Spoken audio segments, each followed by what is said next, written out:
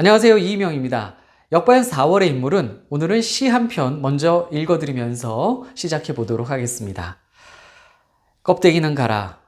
4월도 알맹이만 남고 껍데기는 가라. 동학년 곰나루에 그 아우성만 살고 껍데기는 가라. 그리하여 다시 껍데기는 가라. 이곳에선 두 가슴과 그곳까지 내놓은 아사달과 아사녀가 중립의 초래청 앞에 서서 부끄럼 빛내며 맞절할지니 껍데기는 가라. 한라에서 백두까지 향그러운 흙가슴만 남고 그 모든 쇠붙이는 가라. 신동엽 시인의 껍데기는 가라 였습니다. 네, 맞습니다. 역반에서 선정한 4월의 인물은 신동엽 시인이 되겠습니다. 이 신동엽 시인은 1960년대를 대표하는 참여 시인으로 알려져 있고요.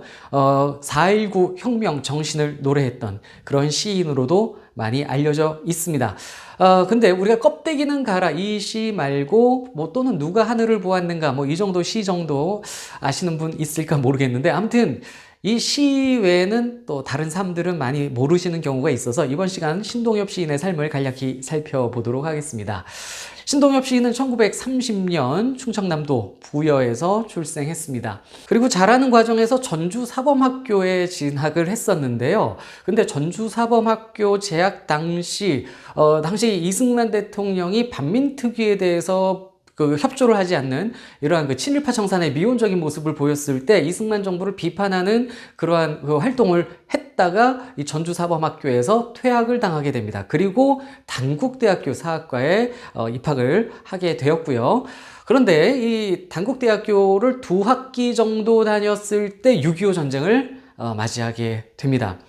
6.25 전쟁이 벌어졌을 때 이 신동엽 시인은 고향 부여로 내려와 있었는데 북한 인민군이 부여를 점령하게 되고요. 이 북한군의 강요에 의해서 민주청년동맹 활동을 이곳에서 하게 됩니다. 이렇게 인민군에 의해서 민주청년동맹 활동을 한 것 때문에 신동엽 시인을 사회주의자로 보는 시각도 있는데요. 근데 사실 신동엽은 사회주의자라기보다는 아나키스트에 좀 더 가까웠고요. 사회주의 활동을 본격적으로 한 적은 사실은 없습니다. 당시 이 6.25 전쟁 전에도 이 신동엽 시인 같은 경우는 모든 인간이 평화롭게 사는 세상을 꿈꾸며 우리나라가 영세 중립국으로 가야 된다라는 그런 글을 남긴 적도 있었습니다. 그래서 좌파다 우파다 이렇게 뚜렷하게 속한 모습은 사실은 아니었고요. 아나키스트의 모습을 사실 이승만 정권을 거치면서 본인 사상으로 좀 갖고 있는 그런 모습으로 평가를 받고 있습니다. 그리고 당시 인민군에 의해서 민주청년동맹 활동을 했지만 당시 우익 총책임자를 집에 몰래 숨겨준 그런 일화도 있고, 그리고 북한군이 다시 퇴각을 하고 전선이 오락가락하는 과정에서 신동엽 시인은 북한군, 인민군을 따라다니지 않았습니다. 오히려 부산으로 피난을 왔고요. 부산에 피난 생활하다가 국민방위군으로 징집을 당하게 됩니다. 이런 모습을 봤을 때에도 신동엽 시인이 북한군 편이다, 사회주의자다 이렇게 보기에는 어려운 면이 있습니다. 자, 신동엽 시인은 국민방위군에 이제 편성이 됐는데, 징집이 됐는데, 이 국민방위군 사건이라는 게 있습니다. 아시는 분들은 또 아실 텐데, 이 사건은 6.25 전쟁 중 이 국민방위군이라고 해서 청년들을, 또 남성들을 이렇게 대거 수만 명 징집을 했습니다. 그런데 정부, 그 다음에 군 고위 인사들이 군사비들을 대거 횡령해버린 바람에 이 국민방위군 수만 명이 총도 제대로 못 잡아보고 굶어 죽고 이런 사태가 발생을 했습니다. 이걸 국민방위군 사건이라고 하고, 수만 명이 이 국가기관에 의해서, 국가기관의 이 고위층들의 횡령에 의해서 죽음을 당하는 말도 못하는 이 군수 비리 사건이었습니다. 이 사건 당시 신동엽은 목숨을 잃은 건 아닌데 이제 어렵게 이제 고향으로 돌아오게 됩니다. 근데 이 과정에서 힘겹게 고향으로 돌아오는 과정에서 너무 굶주려서 산속에서 아무거나 먹다 보니까 신동엽이 고질적인 간 질환을 앓게 됩니다. 이때 이 간 질환을 얻었다 이렇게 알려져 있는데, 전쟁 후에 이제 대학을 졸업하고요. 신동엽 시인은 서울에서 헌책방을 운영을 하게 됩니다.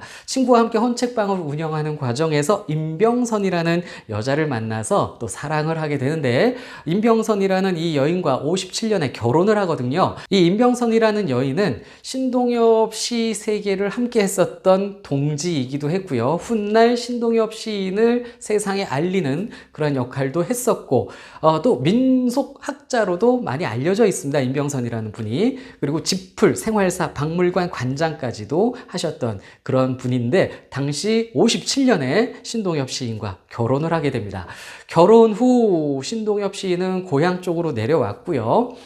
보령에서 농업고등학교에서 교편을 잡게 됩니다. 그래서 57년에 교사가 돼서 이제 안정적인 생활을 하나 보다 했는데, 58년부터 폐결핵을 앓게 되면서 건강이 급속히 악화됩니다. 그래서 교편을 잡은 지 채 1년도 되지 않아서 사직을 하게 됩니다.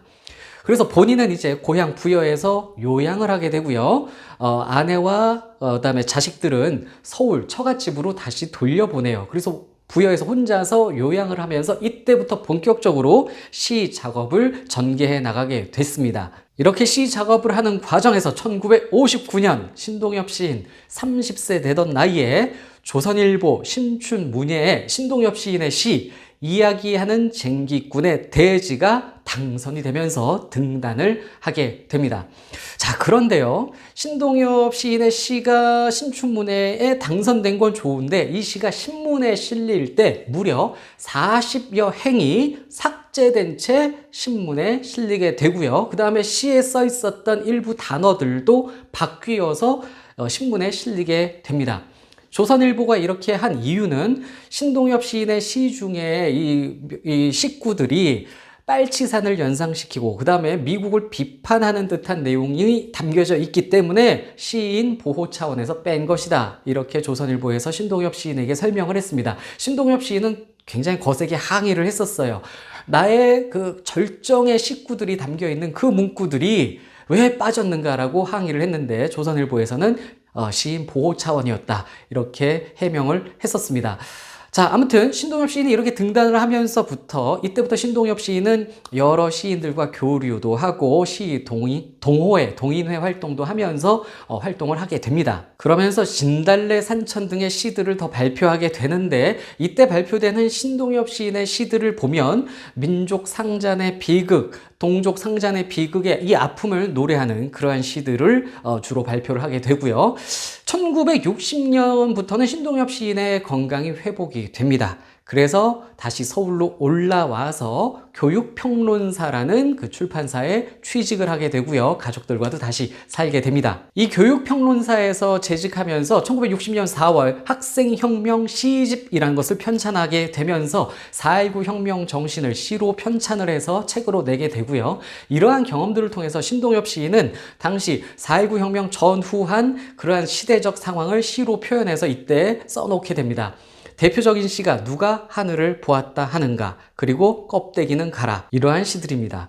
누가 하늘을 보았다 하는가는 4.19 혁명 직전 이승만 정부의 독재를 비판하고 민중들이 이걸 자각하여 혁명을 하기를 촉구하는 그러한 시적 내용이 담겨져 있고요. 그 다음에 껍데기는 가라, 이러한 시는요, 4.19 혁명 정신을 기리고 온전한 4.19 혁명 정신을 이어가기를 바라는 그런 염원이 담겨있는 시다, 이렇게 볼 수가 있습니다. 제가 뭐 문학적 소양이 있는 편은 아니라서 또 많은 분들이 읽으면 그렇게 또 이해를 하시리라 좀 생각이 됩니다. 한번 이 영상을 보면서 이러한 시들을 인터넷으로 좀 찾아서 곰곰이 느끼면서 읽어보시면 좋을 것 같습니다. 1961년부터는 명성여고에서 교직 생활을 하게 되면서 생활도 비교적 안정적으로 꾸려가게 되고요. 또 시도 더 발표를 하게 됩니다. 그리고 1967년에 장편 대서사시 대작 금강이라는 서사시를 발표하게 됩니다. 무려 4,800행에 해당하는 대서사시인데요. 금강, 이 금강은요, 신동엽 시인의 고향 부여를 가로지르는 강이기도 했습니다. 이 금강을 배경으로 동학농민운동을 시로 표현을 했습니다. 그런데 동학농민운동만 표현한 것이 아니라 동학농민운동을 주로 표현했지만, 이 동학농민운동에 이어서 3.1운동, 그 다음에 3.1운동에 이어서 4.19 혁명까지 이어지는 이 혁명의 역사를 시인의 시각으로 그 궤를 엮어서 표현을 했습니다. 그래서 주로 이 이야기가 되는 것은 동학농민운동이지만 이 시를 통해서 신동엽 시인은 분단된 민족의 아픔, 분단된 현실의 모순 이런 것들을 표현하고 이를 극복하고자 하는 의지까지 이 시에 담겨져 있습니다. 그래서 굉장히 높이 평가받는 그런 서사시가 금강이 되겠습니다. 자, 67년에 금강을 발표했는데 건강이 급속도로 악화됩니다.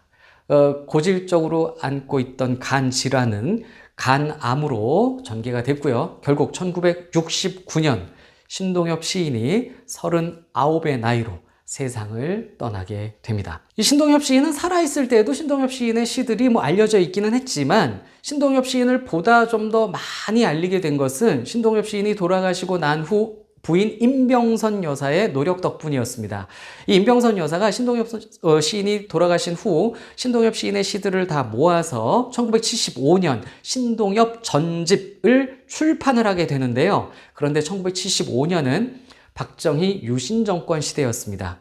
그 시절 이 신동엽 시인의 시들이 널리 읽히는 걸 정부는 좋아했을 리가 없겠죠. 그래서 책이 나오자마자 한 달도 채 되지 않아서 판매 금지가 되게 됩니다. 그래서 출판 금지가 됐는데 그럼에도 불구하고 이 민주화 운동을 하는 그러한 세력들 사이에 신동엽 시인의 시가 계속 암암리에 읽혀져 왔었습니다. 그리고 1979년에는 신동엽 시인의 시집 누가 하늘을 보았다 하는가 라는 제목으로 시집이 출판이 되기도 했었습니다.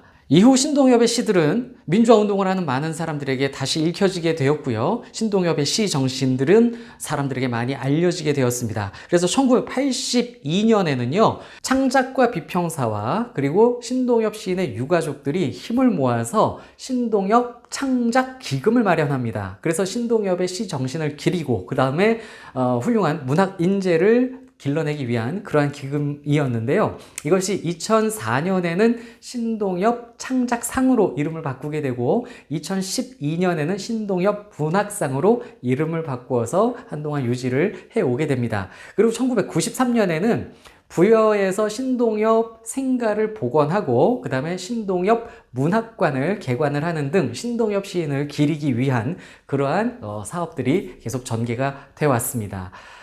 오늘 이 시간 4월을 보내며 뜨거운 가슴으로 4.19 혁명을 노래하고 민족 상잔의 아픔을 시로 표현했었던 신동엽 시인의 짧은 생에 대해서 간략히 함께 기억해 봤습니다.